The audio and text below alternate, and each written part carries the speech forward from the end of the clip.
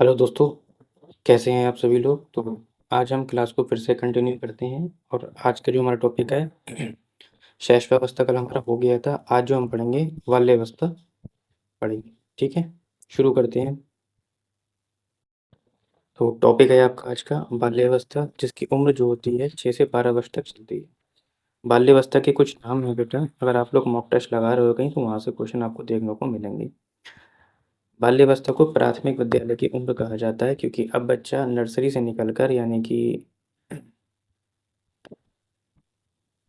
आंगनवाड़ी वगैरह से निकलकर प्राथमिक विद्यालय में आने लगता है। इस उम्र को बाल्यावस्था को गंदी उम्र या डर्टी एज कहते हैं। आपने देखा होगा इस उम्र में बच्चे स्कूल से आते हैं, बारिश वगैरह होती है, गड्ढों में पानी भरा होता है तो उसमें उछल कूद करने लगते हैं। खेलों की उम्र होती है, बच्चा खेलों में मगन रहते हैं। मध्य परिपक्वता की उम्र होती है। मध्य परिपक्वता का मतलब क्या होता है कि इसमें शारीरिक और मानसिक और भावनात्मक रूप से काफ़ी परिपक्व यानी कि मैच्योर होने लगते हैं बच्चे इस उम्र में। शारीरिक रूप से भी, मानसिक रूप से भी और भावात्मक रूप से भी। मूढ़ चिंतन, अब इस उम्र में क्या होता है 6 से 12, जो कि हमारी मूढ़ संक्रियात्मक अवस्था भी होती है। किसकी? प्याजे साहब की। तो मूढ़ चिंतन में क्या होता है, बच्चा मूर्त यानी कि अब क्या करना शुरू कर देता है वो। मूढ़ चिंतन में यानी कि गणितीय संक्रिया, विलोमीयता, संरक्षण, विकेंद्रीकरण, क्रम परिपक्वता, श्रृंखला, कार्यकरण यानी कि तार्किकता की क्या हो जाती है, शुरुआत हो जाती है। चुस्ती एवं फुर्ती की अवस्था होती है। बिल्कुल इस उम्र में बच्चे जो होते हैं बहुत चुस्त फुर्त होते हैं, वो कभी थकते ही नहीं है। घर वाले कहते हैं बेटा अभी स्कूल से आए हो आराम कर लो, उन्हें कोई मतलब नहीं है। स्कूल से भी खेल कर आते हैं, खाना खाते फिर खेलने लगते हैं, शाम तक खेलते ही रहते हैं। तोड़ फोड़ की अवस्था, इस उम्र में बच्चे तोड़ फोड़ बहुत करते हैं। आपने देखा होगा, अगर आप आसपास के एनवायरनमेंट में या आपके खुद के घर में बच्चे होते हैं, देखा ही होगा, कुछ ना कुछ करते रहते हैं। इस उम्र में जो होता है निरुद्देश्य भ्रमण होता है। बच्चे बाहर गए, देख लिया सामने दुकान पर जलेबी बन रही है तो वहाँ जाके खड़े देख रहे हैं सिर्फ कि जलेबी कैसी बन रही है। मतलब भ्रमण कैसा होता है, निरुद्देश्य होता है, कोई मतलब नहीं होता है। और शैक्षिक दृष्टि से इम्पोर्टेंट काल होता है, क्योंकि यही उम्र होती है बच्चों को शिक्षा देने के लिए और उसका बेस बनाने के लिए। उसके बाद प्रमुख विशेषताएं इनकी क्या क्या होती हैं। तो प्रमुख विशेषता में शारीरिक विकास धीमा हो जाता है। शैशवावस्था में तेज होता है और बाल्यावस्था में शारीरिक विकास धीमा हो जाता है। जिज्ञासा सबसे तेज होती है। जैसे कि आपने देखा ही होगा घर पर अपने कि बच्चे जो होते हैं, पापा ये क्या होता है, पापा इससे क्या होता है, पापा ये लैपटॉप है, ये क्या काम करता है, मतलब ये कैसे बनता है, इस तरीके से सवाल जवाब करते रहते हैं। तो जिज्ञासा तेज होती है। तो अब उसमें डांटना नहीं है, बच्चों की जिज्ञासा को क्या करना है, संतुष्ट करना है। रचनात्मक प्रवृत्ति पाई जाती है। कैसी प्रवृत्ति पाई जाती है, रचनात्मक। ठीक है। दूसरा है समलिंगी प्रेम। समलिंगी प्रेम पाया जाता है। अब बच्चे जो होते हैं, जैसे शैशवावस्था में मैंने बताया था खुद से प्रेम करते हैं, लेकिन बाल्यावस्था में समलिंगी प्रेम यानी कि अब लड़का लड़का के साथ दोस्त बनाने लगते हैं, लड़की लड़के के साथ दोस्त बनाने लगती है। हीन भावना का शिकार हो जाते हैं, यानी कि इनको जल्दी डांटना वगैरह नहीं चाहिए, जल्दी से ये घबरा जाते हैं, हीन भावना का शिकार हो जाते हैं। फिर तभी आपने देखा होगा एनसीईआरटी ने मारने को मना किया गया है। समूह भावना, इस उम्र में समूह भावना पाई जाती है। देखा होगा कि ग्रुप बना बना के खेलते हैं बच्चे। वास्तविकतावादी दृष्टिकोण होता है, मतलब इनके अंदर मोह माया लालच या इस तरीके से समझ सकते हैं। केवल ये नहीं सोचते हैं कि सामने वाला नाराज़ हो जाएगा इनकी बात से, ये इनको जो बोलना है ये वही बोलते हैं। मतलब वास्तविकतावादी होती है, बड़ों जैसी बातें नहीं होती हैं कि मीठी-मीठी बातें कर ली कि उससे उसका दिल ना दुख जाए, इस तरीके से ये बातें नहीं होती हैं। मानसिक विकास इसमें सबसे तेज़ होता है। तो शारीरिक विकास शैशवावस्था में और मानसिक विकास बाल्यावस्था में। संचय की प्रवृत्ति पाई जाती है। अब ये संचय प्रवृत्ति क्या होती है, यानी कि चीज़ों को इकट्ठा करने की आदत। आपने देखा होगा बच्चे जो भी आप चीज़ फेंक देते हैं, कागज़ वगैरह, लकड़ी या कुछ भी एक्सेट्रा घर पे जो पड़ा होता है आप लोग फेंक देते हैं, वो बच्चे उठा के कलेक्ट कर लेते हैं, उससे कुछ ना कुछ बनाते रहते हैं।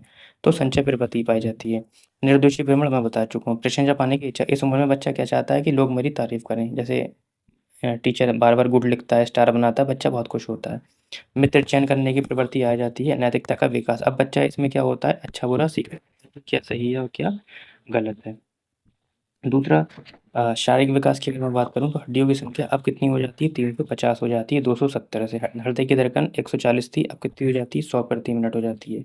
लंबाई जो होती है 2 से 3 इंच प्रति वर्ष बढ़ने लगती है। मस्तिष्क का विकास अब लगभग कितना हो जाता है, 95% हो जाता है, यानी कि आपका 1300 से 1350 तक। उसमें कितना पहुँच गया था, 1250 तक, 90% तक विकास हो गया था। बाल्यावस्था में 27 से 28 स्थायी दाँत आ जाते हैं।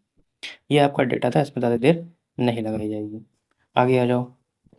शिक्षा का स्वरूप कैसा होना चाहिए? तो शिक्षा का स्वरूप कैसा होना चाहिए?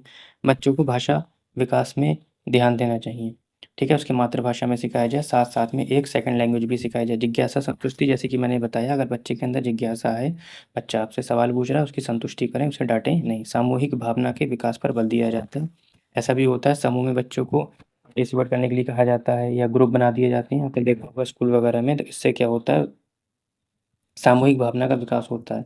बच्चे हिचकिचाते नहीं हैं उसमें। नैतिक एवं संवेगात्मक गुणों का विकास जैसे कि मैंने बताया, जब वो इस उम्र में क्या होता है, नैतिकता का अभाव नहीं होता है, क्योंकि नैतिकता इसमें आने लगती है, यानी कि अच्छा-बुरा समझने लगते हैं। शिक्षण विधि के माध्यम से शिक्षा दी जानी चाहिए। रोचक पाठ्य सामग्री का इस्तेमाल करना चाहिए। रचनात्मक एवं संचय प्रवृत्ति, वही जो मैंने बताया कि वस्तुओं को कलेक्ट करने की प्रवृत्ति पाई जाती है। सामाजिक गुणों का विकास, क्योंकि बच्चा बाहर निकलने लगता है तो हल्के-हल्के सामाजिक गुण भी उसके अंदर आने लगते हैं और प्रेमपूर्ण व्यवहार इनके अंदर भी होता है।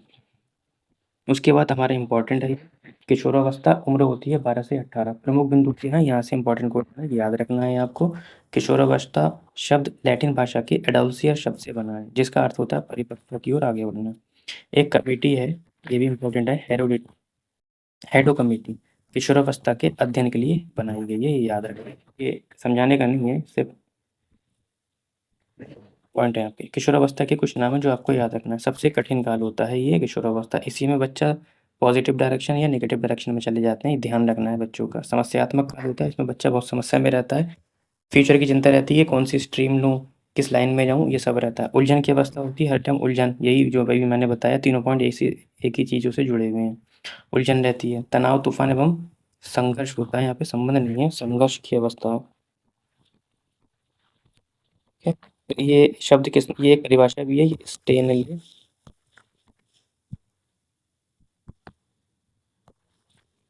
स्टेनली हॉल ने कहा, किसने कहा, स्टेनली हॉल ने कहा। ये इम्पोर्टेंट पॉइंट है। बसंत काल, बसंत काल क्यों कहा जाता है? जिस तरीके से मौसम को बसंत काल होता है, ऐसा काल, ऐसा समय जिसमें अ, न ठंड होती है न गर्मी होती है, बहुत ही सुहाना ऑटम मौसम होता है, ऑटम बोलते हैं इसे। इसमें पत्ते झड़ चुके होते हैं, नए पत्ते आते होते हैं। इसी तरीके से किशोरावस्था को बसंत काल कहा जाता है, क्योंकि जीवन का सबसे सुंदर और ऊर्जावान और विकास वाला समय होता है, ठीक है? इसमें नई ऊर्जा, उत्साह, भावनाएँ, कल्पनाएँ बढ़ती हैं। कल्पनात्मक उम्र होती है, बच्चे कल्पनाओं में रहते हैं। आपने देखा होगा कि लेटे-लेटे सोच रहे हैं कि मैं आईएएस ऑफिसर बन गया, मैं चाँद पर चला गया, है ना? इस तरह की संवेगात्मक उच्चता की उम्र होती है। इसमें संवेग बहुत हाई होते हैं, ज़रा-ज़रा सी बात पे संवेग हावी हो जाते हैं। संक्रमण काल होता है और व्यक्तिगत समायोजन की उम्र होती है। व्यक्तिगत समायोजन, क्योंकि उस उम्र में जल्दी ये व्यक्ति समायोजन नहीं कर पाते, दूसरों को अपने साथ खड़ा होना नहीं चाहते हैं। आंधी-तूफ़ान की अवस्था होती है, जैसे कि अभी मैंने बताया, खूब लड़ाई-लुड़ाई, घूमना-फिरना, ये सब लगा रहता है। स्वर्णकाल होता है ये। क्या होता है ये? इसे हम स्वर्णकाल भी बोलते हैं। और ब्यूटी एज, आपने देखा होगा बच्चे बहुत ही सज-धज के संवर के रहते हैं, अपनी आपकी केयर करना। विद्रोही उम्र होती है, ज़रा-सी बात पे लड़ाई-झगड़ा करने लगते हैं ये लोग। अब ये 2 जो सिद्धांत हैं, ये बहुत ज़्यादा इम्पोर्टेंट है, जो आपको याद रखना है। किशोरावस्था के 2 सिद्धांत हैं, एक स्टैनले हॉल ने दिया, थॉर्नडाइक एवं हिलिंगबर्ट ने दिया। स्टैनले हॉल कहते हैं, इन्होंने कौन-सा सिद्धांत दिया? आकस्मिक एवं त्वरित विकास का सिद्धांत। आकस्मिक का मतलब होता है सडनली या रैपिड, सडनली एंड रैपिड। इसका मतलब ये होता है कि ये कहते हैं कि विकास जो होता है किसी भी उम्र में अचानक हो जाता है, और इसी का जस्ट अपोजिट हमारे कौन कहते हैं? थॉर्नडाइक कहते हैं। थॉर्नडाइक कहते हैं कि इन्होंने क्रमिक विकास का सिद्धांत दिया। इन्होंने कहा कि विकास जो है धीरे-धीरे चलता है और लगातार चलता है। ये दोनों एक दूसरे के अपोजिट हैं, याद रखना है। अब ये कुछ इनकी विशेषताएँ हैं। शारीरिक विकास लगभग पूर्ण हो जाता है यहाँ पे। बुद्धि का विकास सबसे तेज़ होता है। तो पहले वाले में शारीरिक विकास तेज़, दूसरे वाले में मानसिक विकास तेज़, तीसरे वाले में बुद्धि का विकास सबसे तेज़। इसमें क्या पाई जाती है? वीर पूजा पाई जाती है। वीर पूजा का मतलब होता है ये अपने उस इस उम्र में किसी को अपना मॉडल मान लेते हैं और उसी के हिसाब से ज़िंदगी गुज़ारते हैं। जैसे कोई बंदा क्रिकेट में इंटरेस्ट रखता है तो उसने विराट कोहली या धोनी को या सचिन तेंदुलकर को अपना मॉडल मान लिया, उसी के हिसाब से ज़िंदगी गुज़ार रहा है, तो वीर पूजा पाई जाती है किसी भी फील्ड में। निराशा की भावना पाई जाती है, बच्चा निराश हो जाता है फेल होने पे या कुछ भी। अपराध की प्रवृत्ति पाई जाती है, यही उम्र होती है जिसमें बच्चा अपराध की प्रवृत्ति में आ सकता है। कैरियर की चिंता होने लगती है, अब अपने बारे में सोचने लगता है कि मुझे क्या करना है। कल्पना का भविष्य जो मैं बता चुका हूँ, कल्पना में खोए रहते हैं, दिवा स्वप्न, स्वप्न में खोए रहते हैं, सपने देखते रहते हैं। समूह भावना उग्र होती है, इसमें बहुत कि अगर दोस्त की लड़ाई हो गई और दोस्त ने फ़ोन कर दिया, तुरंत चले गए बिना पूछे। इस तरीके से समूह भावना उग्र होती है। विषयलिंग, अब जैसे मैंने बताया था, शैशवावस्था में स्वयंलिंगी प्रेम होता है, बाल्यावस्था में समलिंगी और किशोरावस्था में विषमलिंगी गर्लफ्रेंड बॉयफ्रेंड वाला। मादक पदार्थों के सेवन का भय रहता है, इस उम्र में देखा ही होगा, गुटखा, स्मोकिंग वगैरह ये, और प्रतियोगिता की भावना होती है।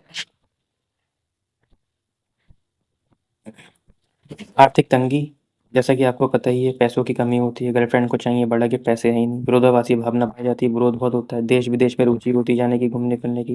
यही उम्र होती है समाज सेवा, देशभक्ति करने की। आपने देखा होगा नए-नए जवान लड़के आजकल के समाज सेवा में लगे हुए हैं। लेकिन अफ़सोस आत्महत्या की भी भावना इसमें पाई जाती है, क्योंकि घरवालों का प्रेशर रहता है, बच्चा कोचिंग करता है बाहर जाकर और एग्ज़ाम क्लियर नहीं कर पाता है, तो ये पेरेंट्स को भी सोचना चाहिए कि बच्चों पे ज़्यादा प्रेशर नहीं डालने चाहिए, क्योंकि यही उम्र होती है। समायोजन का अभाव पाया जाता है, क्योंकि इस उम्र में बच्चे समायोजन नहीं कर पाते हैं, इसलिए समायोजन की भी शिक्षा देनी चाहिए, वो आगे मैं बताऊँगा। सामाजिक स्वीकृति की भावना पाई जाती है, क्योंकि अब ये समाज को स्वीकार करने लगते हैं। पहले ये समाज को स्वीकार नहीं करते थे बाल्यावस्था में, क्योंकि समाज बाहर के लोग को समझाते थे, ये मानते नहीं थे। अब इस उम्र में क्या होता है, अब वो पापा की पहचान से नहीं, अपनी ही पहचान से जुड़ना चाहते हैं, खुद की पहचान बनना चाहते हैं, और ये उम्र कौन-सी होती है? अमूर्त चिंतन की। कल्पना करने लगता है, अमूर्त चिंतन करने लगता है। यानी कि आपने देखा होगा कि माना कि 2 पेड़ों का मूल्य x है, अब वो इस तरीके का सवाल भी करने लगता है। हड्डियों की संख्या पूरी-पूरी कंप्लीट हो जाती है 2 से 6, हृदय की धड़कन 72 बार हो जाती है, 16 वर्ष तक बालिका तथा 18 वर्ष तक बालक अपना अधिकतम विकास कर लेते हैं। किशोरावस्था के अंत में 1 से 2 दाँत अब के लिए चौवर के निकल आते हैं। मस्तिष्क का वजन लगभग 1400 पूर्ण हो जाता है। मांसपेशियाँ शरीर के कुल भार का 45 से 55%। ठीक है? ये आपका लास्ट स्लाइड है। यौन शिक्षा, जैसे कि मैंने कहा कि बच्चों इस उम्र में क्या है, आपको यौन शिक्षा भी पढ़ानी चाहिए, क्योंकि यही उम्र होती है बच्चा का गलत रास्ता पे चले जाना, तो यौन शिक्षा का भी शिक्षा देनी चाहिए। हमारे यहाँ नहीं होता है, लेकिन विदेशों वगैरह में यौन शिक्षा दी जाती है। व्यावसायिक की शिक्षा भी देनी चाहिए, साथ-साथ पढ़ाई के साथ-साथ ऐसी भी शिक्षा देनी चाहिए जिससे बच्चा अपना पार्ट टाइम कुछ कर सके और एक उसके पास हुनर भी हो। समायोजन, जैसे मैंने बताया, समायोजन नहीं कर पाते हैं जल्दी, इसलिए समायोजन की भी शिक्षा देनी चाहिए। ये मैं बता चुका हूँ। तार्किक, इस उम्र में तार्किकता और अमूर्त चिंतन आ जाता है। नैतिक शिक्षा कंप्लीट हो चुकी होती है, अच्छा-बुरा अच्छे से समझने लगते हैं। शारीरिक शिक्षा भी देनी चाहिए, जिम वगैरह करना, अपनी सेहत का ख्याल रखना। तो आज के लिए इतना ही रखते हैं, ये चैप्टर आपका कंप्लीट हो चुका है। अब बच्चों का कमेंट था और व्हाट्सएप मैसेज भी थे कि सर प्रैक्टिस करवाइए, तो आज से प्रैक्टिस शुरू हो जाएगी।